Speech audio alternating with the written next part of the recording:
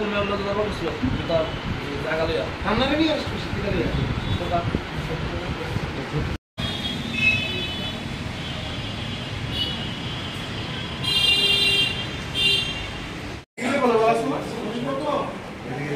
আরে দিয়ে তুলে গো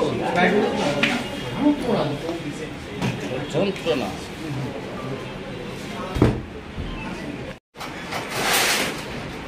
না না এটা না হলে নিয়ে না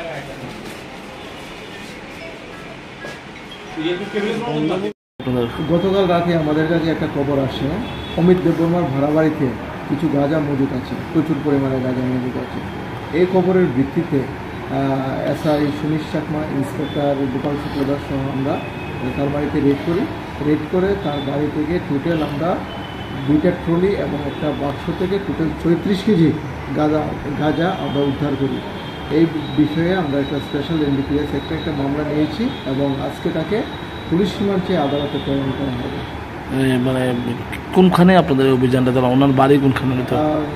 অমিত দেববর্মার ভাড়া বাড়ি, অমিত দেববর্মার সুমিত দেববর্মার বাড়িতে কৃষ্ণনগর প্রগতি রোড সুমিত দেববর্মার বাড়িতে ভাড়া থাকে, তার বাড়ি থেকে আমরা গাঁজাগুলো উদ্ধার করেছি এবং বাজার মূল্য 1.5 লাখ টাকার মতো হবে।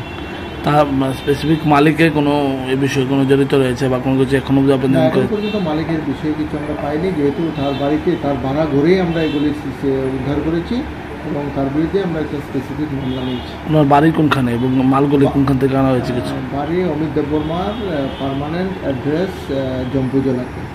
এখন আমাদের ইনভেস্টিগেশন চলছে, কোনো কিছু আমরা পাইনি। পরবর্তী সময় ইনভেস্টিগেশনে আসবে আমাদের কোথা থেকে মালগুলো নিয়ে আসছে, কোথায় ডেলিভারি দেওয়া হবে।